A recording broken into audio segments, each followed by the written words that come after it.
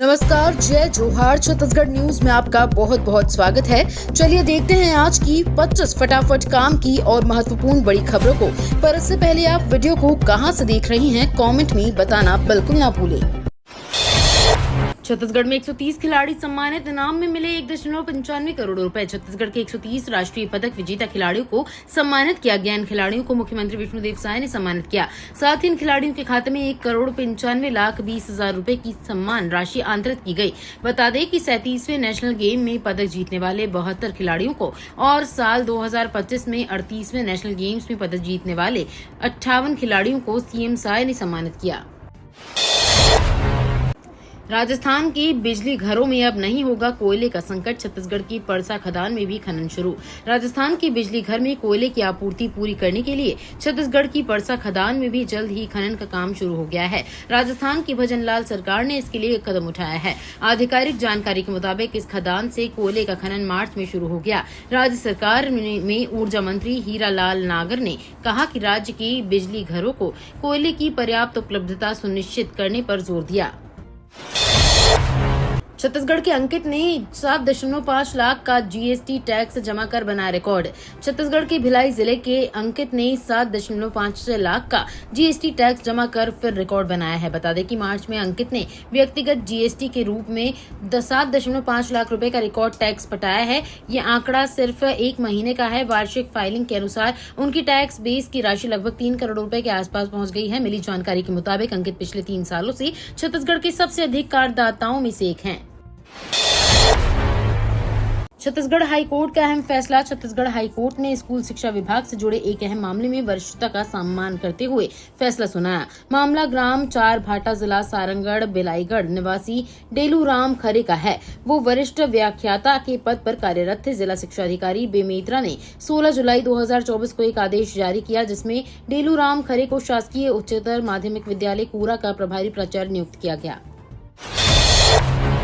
छत्तीसगढ़ लोकतंत्र सेनानी सम्मान विधेयक पास। छत्तीसगढ़ विधानसभा को इमरजेंसी के दौरान अंतरित सुरक्षा अधिनियम के तहत हिरासत में लिए गए लोगों को पेंशन और अन्य सुविधाएं देने के लिए एक विधेयक पारित किया गया। विधानसभा में विधेयक पारित होने के बाद मुख्यमंत्री विष्णुदेव साय ने कहा कि छत्तीसगढ़ में मीसा बंदियों को पेंशन प्रदान करने के लिए पहले से ही एक नए नियम है, लेकिन ये सुनिश्चित करने के लिए एक कानून बनाने का निर्णय लिया गया था कि ये योजना इसके द्वारा शासित हो, ताकि मीसा बंदियों के हितों की रक्षा की जा सके। पीएम मोदी आएंगे छत्तीसगढ़, जोर शोर से चल रही तैयारियां। प्रधानमंत्री नरेंद्र मोदी के 30 मार्च को बिलासपुर जिले के बूदरी तहसील के ग्राम मोहभट्टा में आयोजित कार्यक्रम को लेकर मुख्यमंत्री के सचिव पी दयानंद ने कार्यक्रम स्थल का जायजा लिया और अधिकारियों को आवश्यक दिशा निर्देश दिए। उन्होंने सभी आवश्यक तैयारियां 25 मार्च तक पूर्ण करने के निर्देश दिए। मुख्यमंत्री के सचिव पी दयानंद ने कहा कि प्रधानमंत्री का ये राज्य स्तरीय कार्यक्रम है। छत्तीसगढ़ में बिजली दरों में संभावित बढ़ोतरी उपभोक्ताओं पर बढ़ेगा बोझ है। छत्तीसगढ़ की जनता को जल्द ही बिजली के बढ़े हुए बिलों का सामना करना पड़ सकता है। बिजली कंपनी ने अपना घाटा कम करने के लिए प्रति यूनिट 20 पैसे बढ़ाने का प्रस्ताव तैयार किया है। छत्तीसगढ़ राज्य विद्युत वितरण विभाग जल्द ही नई दरें लागू कर सकता है। पिछले वर्ष जून 2024 में भी दरों में वृद्धि की गई थी और अब अप्रैल या मई 2025 से नई दरों के साथ बिजली बिल जारी करने की तैयारियां शुरू हो गई हैं। इससे विद्युत उपभोक्ताओं की जेब पर अतिरिक्त बोझ पड़ेगा।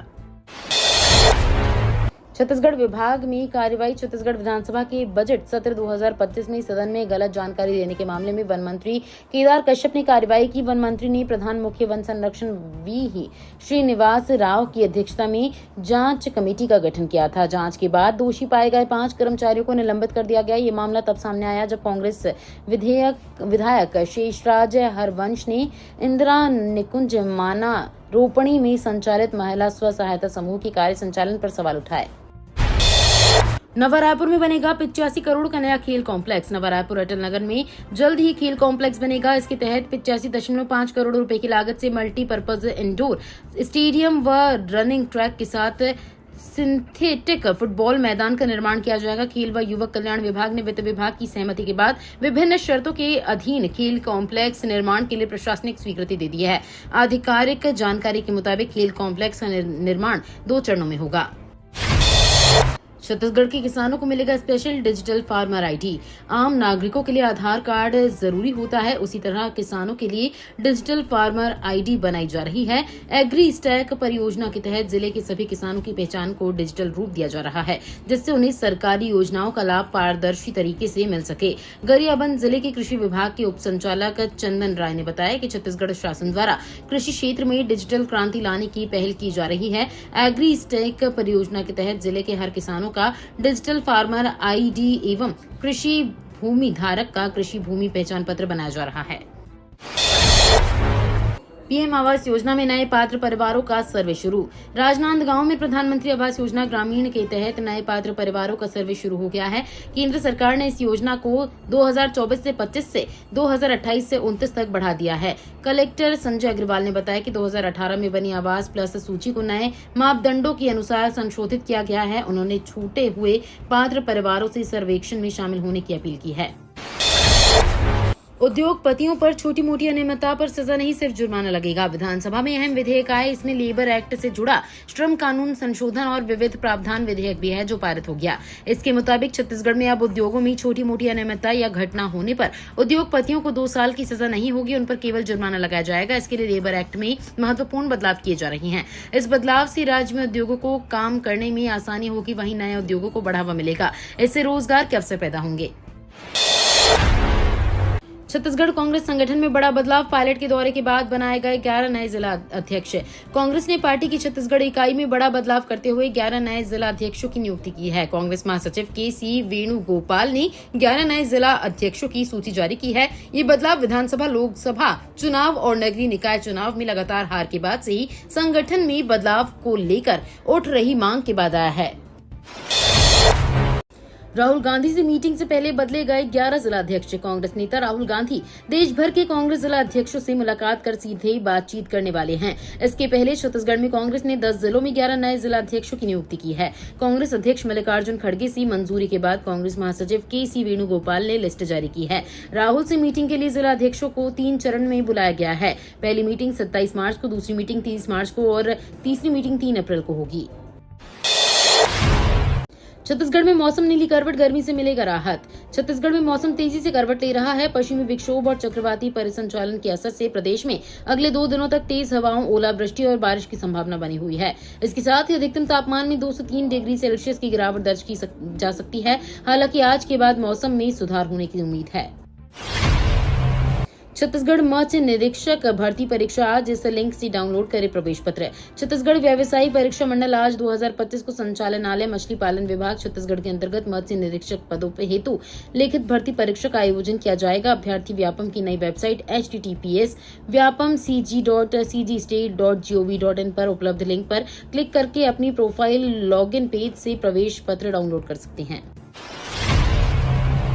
आप में बड़ा बदलाव, संदीप पाठक बने छत्तीसगढ़ प्रभारी। आम आदमी पार्टी की पॉलिटिकल अफेयर्स कमेटी की बैठक शुक्रवार को दिल्ली में हुई। पार्टी के राष्ट्रीय संयोजक अरविंद केजरीवाल के आवास पर हुई बैठक में कई अहम फैसले लिए गए। पार्टी ने छत्तीसगढ़, दिल्ली, पंजाब, गोवा, जम्मू कश्मीर और गुजरात कई नेताओं को बड़ी जिम्मेदारी दी। छत्तीसगढ़ के लिए पार्टी के राष्ट्रीय संगठन महासचिव डॉक्टर संदीप पाठक को प्रभारी नियुक्त किया गया। पूर्व IAS रानू साहू की बड़ी मुश्किलें, छत्तीसगढ़ हाईकोर्ट ने जमानत याचिका की खारिज। छत्तीसगढ़ के कोयला घोटाला मामले में पूर्व IAS रानू साहू की मुश्किलें बढ़ गई हैं। छत्तीसगढ़ हाईकोर्ट ने उनकी 2 अग्रिम जमानत याचिकाओं पर शुक्रवार को सुरक्षित फैसला सुनाया। जस्टिस नरेंद्र कुमार व्यास की सिंगल बेंच ने मामले की गंभीरता को देखते हुए रानू साहू की जमानत याचिका खारिज कर दी है। रानू साहू वर्तमान में रायपुर की सेंट्रल जेल में बंद हैं। छत्तीसगढ़ हाईकोर्ट ने करोड़ों खर्च के बावजूद बस स्टैंड चालू न करने पर सरकार को फटकार लगाई। छत्तीसगढ़ हाईकोर्ट ने कोंडागांव में करोड़ों रुपए की लागत से बने नए अंतर्राज्यीय बस टर्मिनल को चालू न करने पर राज्य सरकार और स्थानीय प्रशासन को कड़ी फटकार लगाई है। कोर्ट ने द हितवाद समाचार पत्र में प्रकाशित एक खबर का स्वतः संज्ञान लेते हुए इस मामले को जनहित याचिका के रूप में दर्ज किया। मुख्य न्यायाधीश रमेश सिन्हा और न्यायमूर्ति रविंद्र कुमार अग्रवाल की खंडपीठ ने यह कार्रवाई की।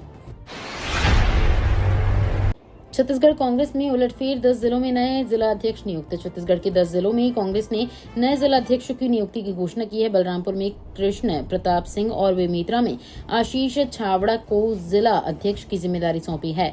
ये नियुक्तियां पार्टी संगठन को मजबूत करने और स्थानीय स्तर पर नेतृत्व को नई दिशा देने के उद्देश्य से की गई है। कांग्रेस के इस कदम से छत्तीसगढ़ से राजनीतिक गतिविधियों में तेजी आने की संभावनाएं जताई जा रही हैं। छत्तीसगढ़ में पैक्ड पानी घोटाला, बिना एक्सपायरी डेट के बिक रहा मिनरल वाटर।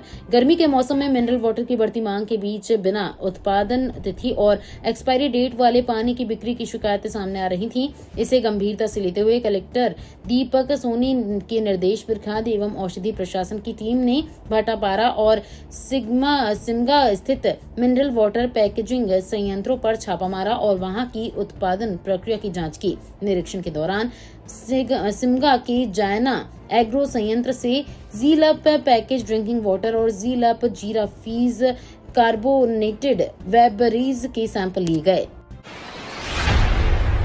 कांग्रेस ने की 10 जिलों में जिला अध्यक्ष की नियुक्ति। एआईसीसी से जारी आदेश के मुताबिक बालोद में चंद्रेश हिरवानी, दुर्ग राकेश ठाकुर, नारायणपुर में बिसेन नाग, कोंडागांव में बुधराम नेताम, कोरबा नाथुलाल यादव, कोरबा मनोज चौहान, बलौदाबाजार में सुमित्रा घृतल हरे, सारंगढ़ बिल्लागढ़ में ताराचंद देवांगन, सरगुजा में बालकृष्ण पाठक, बलरामपुर में कृष्ण प्रताप सिंह और बेमेतरा में आशीष छाबड़ा अध्यक्ष बनाए गए हैं। एटीएस की बड़ी कार्रवाई, फर्जी दस्तावेजों से भारतीय पहचान बनाने वाले बांग्लादेशी घुसपैठियों के पासपोर्ट रद्द। छत्तीसगढ़ एंटी टेररिस्ट स्क्वाड ने रायपुर से गिरफ्तार किए गए 3 बांग्लादेशी घुसपैठियों के खिलाफ बड़ी कार्रवाई करते हुए उनके पासपोर्ट निरस्त करवा दिए हैं। इसके अलावा फर्जी आधार कार्ड और वोटर आईडी को भी रद्द करने के लिए संबंधित विभागों को पत्र भेजा गया है। तीनों बांग्लादेशों मोहम्मद इस्माइल, शेख अकबर और शेख साजन रिश्ते में भाई हैं और 8 फरवरी को रायपुर से मुंबई एयरपोर्ट पहुंचे थे, जहां से वे फर्जी दस्तावेजों के सहारे इराक भागने की फिराक में थे। छत्तीसगढ़ कोयला घोटाला, पूर्व आईएएस रानू साहू की जमानत याचिका खारिज। छत्तीसगढ़ कोयला घोटाला मामले में पूर्व आईएएस रानू साहू की मुश्किलें बढ़ गई हैं। हाईकोर्ट ने उनकी 2 अग्रिम जमानत याचिका का सुरक्षित फैसला शुक्रवार को सुनाया। जस्टिस नरेंद्र कुमार व्यास की सिंगल बेंच ने अपराध की गंभीरता को देखते हुए सुनवाई में रानू साहू की जमानत याचिका खारिज कर दी है। बता दें, रानू साहू कोलेवी घोटाला मामले में रायपुर की सेंट्रल जेल में बंद हैं। उन पर भ्रष्टाचार निवारण अधिनियम 1988 की धारा 13 और आईपीसी की धारा 120B और 420 और भ्रष्टाचार निवारण अधिनियम की धारा 7 और 12 के तहत 2 अलग-अलग मामले दर्ज हैं। बिना निर्यात शुल्क दिए अब किसान विदेश में एक्सपोर्ट कर सकेंगे प्याज। भारत के किसानों के लिए खुशखबरी है। प्याज के एक्सपोर्ट पर लगाए गए निर्यात शुल्क को सरकार ने 1 अप्रैल से हटाने का फैसला लिया है। इससे अब किसान विदेश में एक्सपोर्ट ड्यूटी दिए बिना प्याज बेच सकेंगे। प्याज के एक्सपोर्ट पर 13 सितंबर 2024 से 20% निर्यात शुल्क लागू किया गया था। रेवेन्यू विभाग ने आज निर्यात शुल्क हटाने के संबंध में नोटिफिकेशन जारी कर इसकी जानकारी दी है। ये तो थी आज की बड़ी खबरें। अगर आपको न्यूज पसंद आई हो तो वीडियो को लाइक और शेयर करना बिल्कुल ना भूलें। धन्यवाद।